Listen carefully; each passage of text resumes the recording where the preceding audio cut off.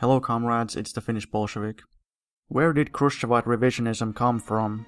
Among self-described anti-revisionist Marxist-Leninists, one often hears two basic explanations. One view is that Khrushchev came to power in a plot. Another view is that there were serious mistakes in Soviet policy, which gave rise to Khrushchevite revisionism.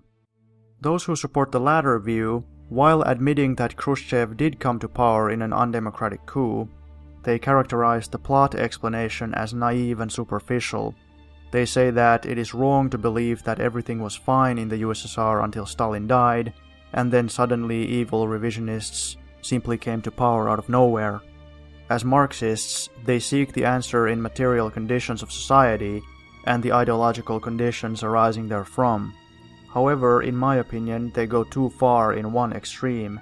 They overanalyze every ideological position in the Stalin-era USSR, especially in its later period, to try to find the roots of Khrushchevism there. Some of them blame the Soviet Union for being too patriotic or too nationalist, such as this particularly bad ultra-leftist article, which says, quote, "During the war, that is World War II, there was understandably an upsurge of national feeling against the Nazi aggressors, but Stalin encouraged this far beyond a point compatible with the proletarian internationalist principles on which the Soviet state was based. Although the process of degeneration was not completed in the Soviet Union until some time after the war, it was already well advanced in 1939, unquote.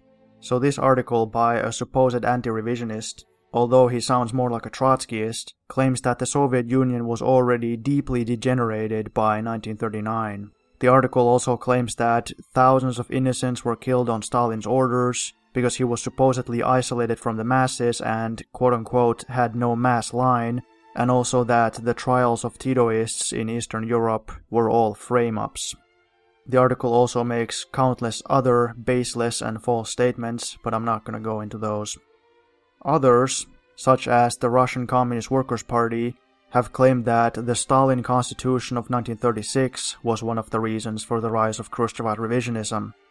They write that the election rules of the Stalin Constitution, quote, were prerequisites for a parliamentary system divorced from labor collectives, contributed to bureaucratization of the whole system of state power, unquote. But was everything fine in the USSR under Lenin and Stalin? Well, things are never absolutely correct or absolutely fine, but broadly, the party and state followed a generally correct policy. So I don't really accept the suggestion that the political line followed by Stalin was so seriously flawed that it, quote-unquote, gave rise to revisionism. Of course, I could be wrong, but this is my position currently. Some people seem to believe that it is necessary to blame Khrushchev on Stalin-era mistakes, or else we don't have a materialist explanation for Soviet revisionism, but I think that is false. Should we analyze Stalin-era policies and even Lenin-era policies and try to find the sources of Khrushchevite revisionism there? Well, it's always good to analyze and investigate those policies, but in many cases I think it can be misguided. We can definitely find certain elements in the Stalin-era and even Lenin-era policy which were later distorted and reinterpreted and reused and repurposed by Khrushchevite revisionism, but that doesn't actually mean that the roots of Khrushchevite theories are actually in Lenin or Stalin-era policies or theories. Lenin had the policy of peaceful coexistence, but when the Khrushchevites created their own distorted version of peaceful coexistence, it really had nothing to do with Lenin's policy. It wouldn't make any sense to say that Lenin was some kind of a Khrushchevite. All of this is because of the very nature of revisionism and its relationship to Marxism, because all revisionism is a distortion of Marxism, and as a result it always takes certain elements from Marxism, but then it twists them. People often claim that Stalin must have been wrong somehow because he quote-unquote failed to prevent revisionism, but I think that fundamentally misunderstands where revisionism even comes from. Revisionism is something that always emerges inevitably as long as capitalism exists. As long as imperialism exists, as long as ideological struggle between capitalism and socialism exists, as long as there are capitalist remnants, not only in the economy but even in people's consciousness, revisionism will emerge. Stalin pointed out that changes in consciousness are slower, that they lag behind changes in the economy. So the USSR was able to eliminate the capitalist mode of production, but eliminating the capitalist mindset, capitalist consciousness, capitalist ideology would take a longer time. That is why Stalin said that one of the most important things they have to do is to eliminate capitalist remnants from the consciousness of people. Now we have to take a little detour and remind ourselves where revisionism comes from.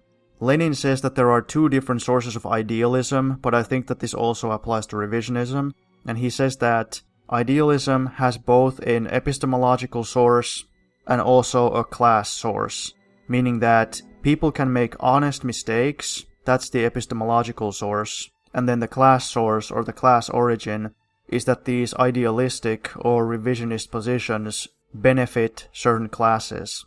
So in this case, people could very easily make certain mistakes, but that wouldn't be a big problem yet. It's only because these mistakes benefit the world bourgeoisie and the representatives of the world bourgeoisie, even inside the Soviet Union, that it becomes an actual threat. When Stalin was analyzing the sources of the right deviation led by Bukharin, he said that the right devisionists don't have the courage to fight against the capitalists, mainly the rural capitalists, and as a result they capitulate before them. They're afraid of class struggle, so they want to tone down class struggle. Revisionism is most of all the attempt to eliminate class struggle from Marxism, because class struggle is the very core of Marxism. And eliminating class struggle is exactly what Khrushchev also wanted to do. He wanted to abolish the dictatorship of the proletariat, he wanted to have peaceful coexistence with the imperialist countries, and he attacked the theory of the intensification of class struggle. As the right deviation led by Bukharin, which was later joined by the Trotskyists, capitulated before the world bourgeoisie and they didn't have the courage to fight it, the same exact thing happened with the Khrushchev clique. That is why they developed the theory of peaceful coexistence. Let's ask ourselves, where did the Bukharin-Trotsky clique come from?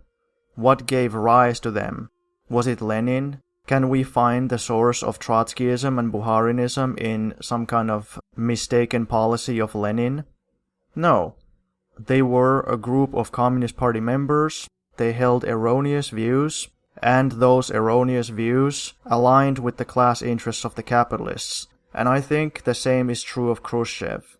So we can conclude from this that it's not possible to prevent revisionism from ever appearing. As long as we don't have complete communism, revisionism will always emerge. But does that mean that revisionism will always be victorious? Well, clearly not. What happened to the Trotsky-Bukharin group? They were defeated. They were defeated by Lenin, and later they were defeated by Stalin. And the same goes for countless other groups. How many revisionist groups did Lenin defeat? If you read the history of the Communist Party of the Soviet Union Bolsheviks short course, it says in the afterword that the history of the party is the history of its struggle against opportunist groups. Lenin defeated the legal Marxists, the economists, the Mensheviks, the liquidators, the imperial critics, the Trotskyists, the Bukharinists, all of them. And the same goes for Stalin. The Khrushchevites also could not do anything as long as Stalin was still alive. What I think people actually mean is that Stalin couldn't create a system that was impervious to revisionism. Stalin couldn't prevent the fact that after he was dead, revisionists could emerge and then take over. Well, that is true. But how do we prevent revisionism? Revisionism can best be prevented through political education and ideological education. And that was Stalin's main emphasis in the last years of his life. Ever since 1947, ideological struggle and ideological education was intensely ramped up. His only failure was that Stalin was not able to predict and create a full theory about modern revisionism, Soviet revisionism, or Khrushchevite revisionism, but that's not really a mistake in any typical sense. We wouldn't say that Marx and Engels were wrong, because they didn't have a theory of imperialism, for instance, because imperialism simply did not exist in their time. Similarly, Khrushchevite revisionism, in the form that we know it, didn't exist until Stalin was already dead. Now, that is not to say that there was nothing Stalin could have done, or that he didn't expect anything like this to happen. It is well known that Stalin predicted that capitalist restoration would only succeed if there was a foreign invasion of the USSR. This is well known. And obviously that did not happen. Well, why did it not happen? Largely because Stalin was able to prevent any such invasion by strengthening the defensive capacity of the USSR. Therefore, the threat that he considered the biggest one, he was able to eliminate. However, he also predicted that revisionists would try to come to power through a plot. Most famously, he talked about the plot of the Trotskyists and Bukharinist revisionists. He did not fully foresee modern revisionism, although he closely predicted certain aspects of it. A very characteristic aspect of Khrushchevite revisionism is its dishonesty. It tries really hard to not look like revisionism. It's extremely dishonest and claims that they're not actually changing the ideology at all, but that they're still Marxist-Leninists. It's the same exact thing that the Trotskyites did after Trotsky was expelled from the USSR. They were called double dealers because they claimed that they no longer support Trotskyism, but in reality they still secretly supported Trotskyism. People look for roots of Khrushchevism in the Soviet economic base and structure of the state, but in my opinion they will not find Khrushchevism there. The truth is that Khrushchevism can be discovered within the Soviet economy and superstructure only because socialism still suffers from remnants of capitalism, both in terms of quote-unquote bourgeois right and in the minds of the people. Khrushchevite revisionism is a product of capitalist influence and capitalist remnants. So how should we understand the Khrushchevite coup? It is not entirely naive or superficial to claim that Khrushchevites primarily came to power in a conspiracy, and not as any kind of culmination of slow degeneration and rightward deviation of the Stalin-era state, although that is what Trotskyists would claim. The Trotsky-Bukharin group also tried to come to power through a similar conspiracy, and there are many similarities between them and the Trotsky-Bukharin group. Khrushchev advocated a rightist line basically akin to Bukharin, which was supported by the entire bloc of rights and Trotskyites. Khrushchev's accusations against Stalin at the 20th Congress and the 22nd Congress are basically fundamentally Trotskyist, and it is quite possible that Khrushchev would have even rehabilitated Trotsky if it hadn't been prevented by other members of the Central Committee, mainly Molotov and Kaganovich. As a result of resistance by genuine Marxists, Khrushchev was able to only condemn the criminal prosecution of Bukharinists and Trotskyists, but not their ideological annihilation by Stalin. Yes, if you read the Khrushchev Central Committee's declaration condemning the supposed mistakes of Stalin, it actually tries to condemn the prosecution of Bukharin and Trotsky. Based on their actions, it is entirely possible and even likely that Khrushchev and Mikoyan themselves belonged to the old right opposition or the bloc of rights and Trotskyites in the 1930s. In fact, there are also sources that suggest this. As I pointed out in an earlier video about Khrushchev's dishonest critique of the personality cult, in the 1930s, Khrushchev and Mikoyan tried to hypocritically give completely boundless praise to Stalin and to foster a cult around Stalin, which was actually a common Bukharinist Trotskyist tactic, practiced for example by right oppositionist Yagoda and Bukharin, and by the Trotskyist Radek. If members of the bloc of rights and Trotskyites, namely Yagoda, Bukharin and Radek, are doing it, and Khrushchev and Mikoyan are also doing it, then is it not conceivable that Khrushchev and Mikoyan also belong to the bloc of rights and Trotskyists, since they were acting like all the other people in it? The bloc of rights and Trotskyites wanted to come to power in a plot, and Khrushchev and Mikoyan came to power in a very similar plot. In fact, both Molotov and Kaganovich later wrote that Khrushchev had been a member of the Trotskyist opposition in the 1920s. They knew this because Kaganovich was in Ukraine with Khrushchev, and Khrushchev told him that he had been a member of the Trotsky opposition, but he supposedly wasn't any longer. But clearly, Khrushchev hadn't really changed his mind. Maybe he had changed his mind temporarily, but like so many others, he then later slipped back into Trotskyism. This is from a little article written by Vijay Singh. I'll put a link in the description. Quote, "The links between Trotsky and Khrushchev were not merely political, theoretical, and ideological. The memoirs of Kaganovich revealed that in 1923 and 1924, Khrushchev had been a member of the Trotskyist opposition. At the end of 1924, he, quote-unquote, realized his error and admitted it. He requested Kaganovich to shift his area of work so that he could make a break from his earlier political links. After consulting Stalin, Kaganovich had transferred him to new areas of work.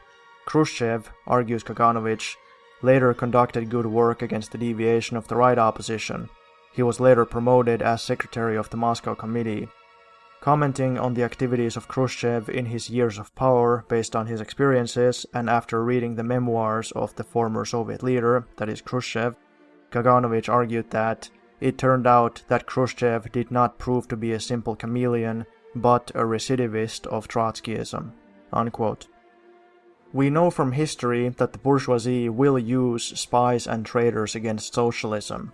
We have seen this not only from the case of the Bloc of Rights and Trotskyites, the All-Union Menshevik Bureau and other such organizations in the USSR, and from the Reich, Slansky, Kostov and Georgiev cases in the People's Democracies. We also have the example of Titoist Yugoslavia, where a group of capitalist agents actually successfully took power already in the Stalin era. So why should we approach Khrushchev fundamentally differently from Trotsky, Reich or Tito? Of course there are differences, but they are fundamentally the same. Tito came to power in a state which was not a leading superpower, and as a result Yugoslavia became a US puppet against the socialist camp. However, Khrushchev did come to power in a world superpower, and as a result, the USSR did not become a puppet of US imperialism, but developed into an independent imperialist state. There is nothing inherently naive or superficial in the view that Khrushchev was basically a secret member of the Trotsky group, who then succeeded in completing the criminal plot first attempted by Trotsky. What would Trotsky have done if his plot had succeeded? Well, he would have killed Stalin. He would have claimed that he saved Soviet democracy from quote-unquote Stalinist bureaucracy.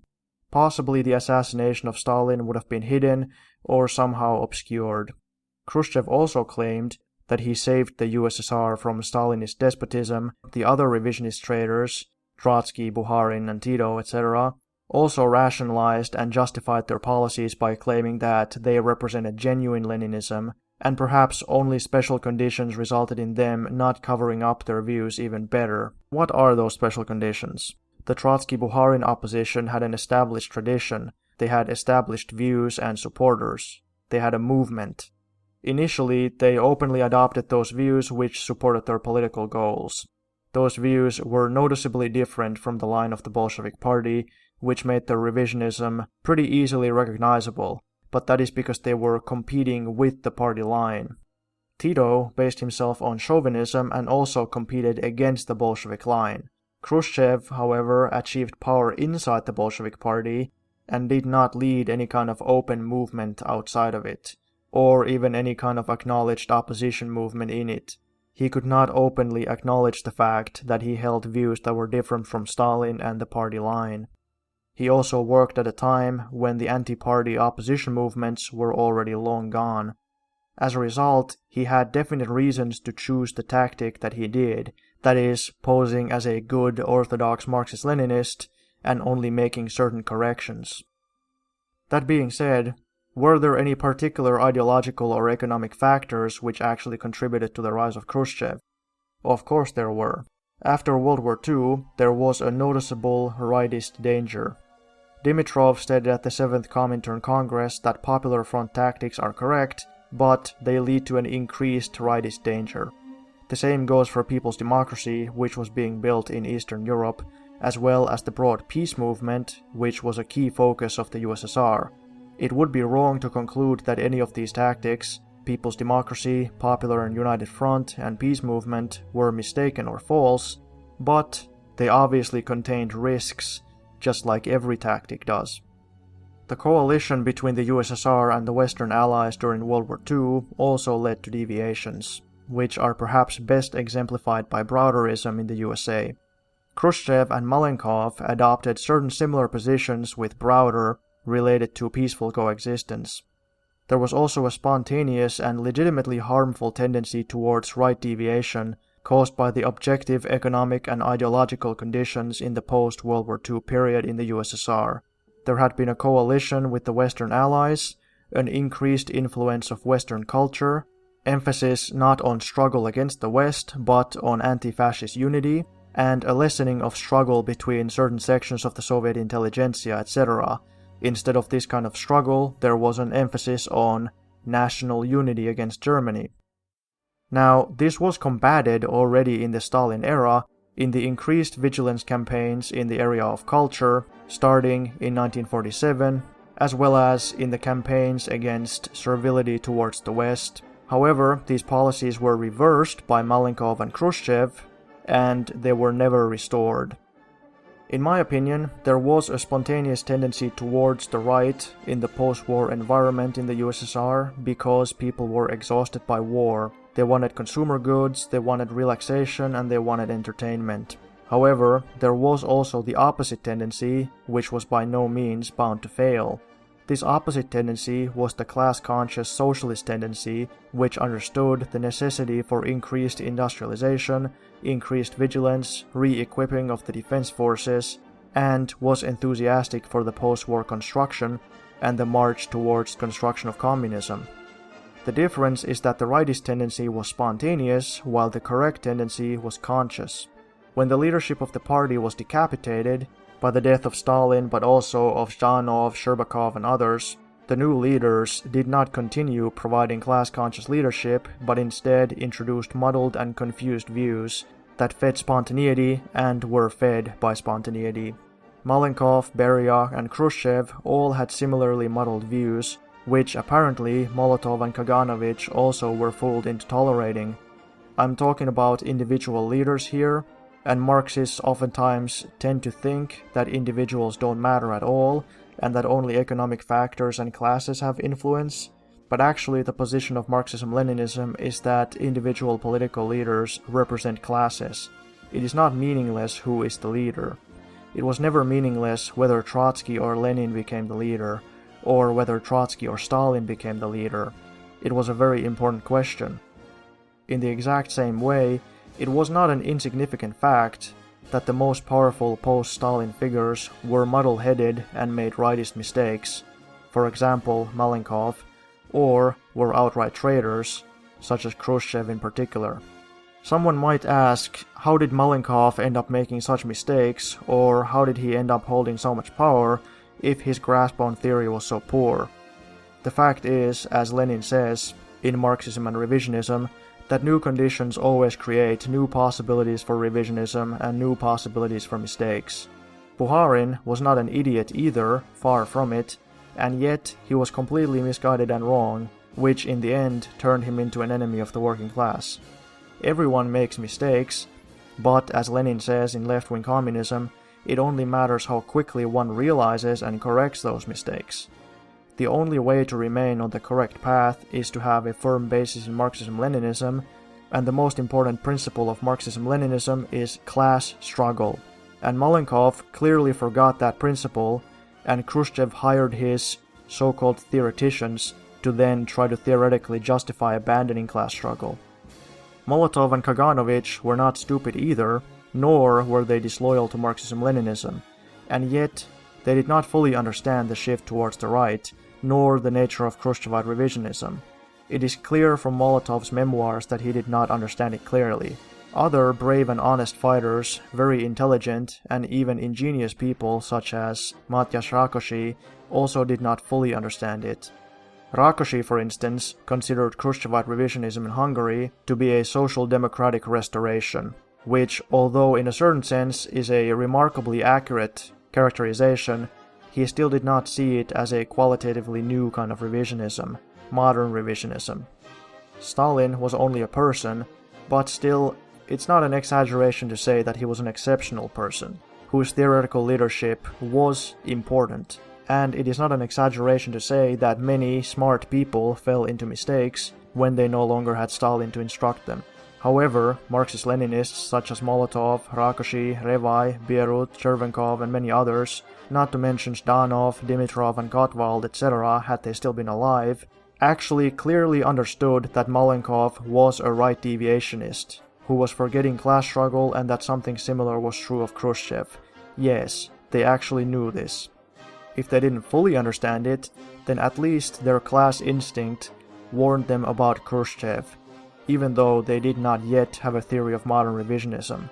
So I do not want to characterize them as hopelessly inadequate to understand the situation.